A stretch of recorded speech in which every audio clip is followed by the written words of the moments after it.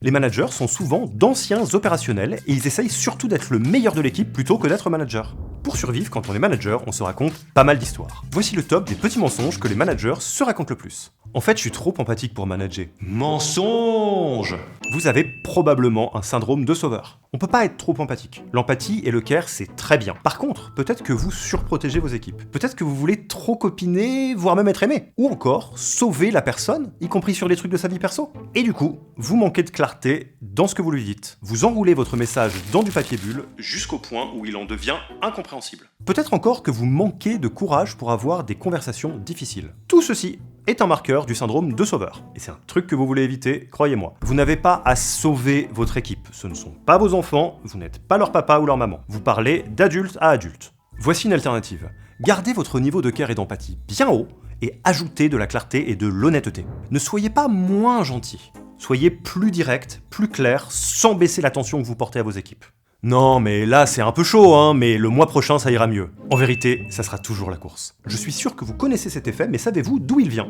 C'est un truc de psychologie qui s'appelle la rumeur rose et qui s'oppose à la rumeur noire. En gros, plus on est proche d'une zone chaude, plus on a tendance à surimaginer que ça va bien se passer, même si c'est pas le cas.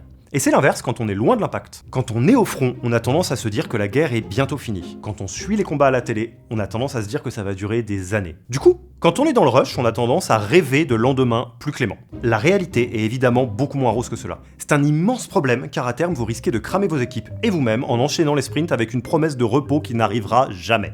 Pour faire face à cela, essayez de quitter le monde de la rumeur rose sans pour autant tomber dans la rumeur noire. Essayez toujours d'avoir la lecture la plus claire et précise de la charge de travail actuelle et à venir, et construisez votre équipe en fonction de cela. Ne vous habituez pas à être dans le rouge. J'ai beaucoup trop de boulot pour manager correctement. Mensonge, mensonge! En vérité, manager, c'est ton travail.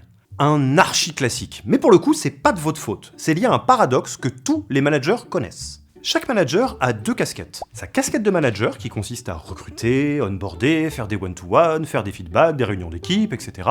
Et une casquette opérationnelle qui consiste à coder, faire des rendez-vous clients, gérer des tickets, etc. etc.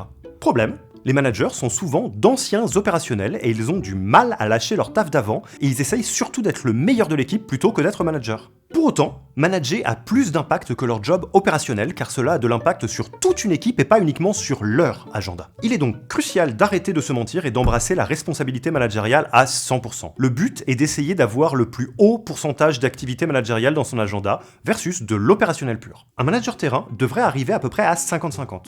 50% de tâches managériales et 50% de tâches opérationnelles. Si vous êtes manager de manager ou dirigeant, vous pouvez aller vers 80-20. 80% de tâches managériales, 20% d'opérationnel. Faire moins de 50% de tâches managériales, en réalité, c'est démissionner de son job de manager.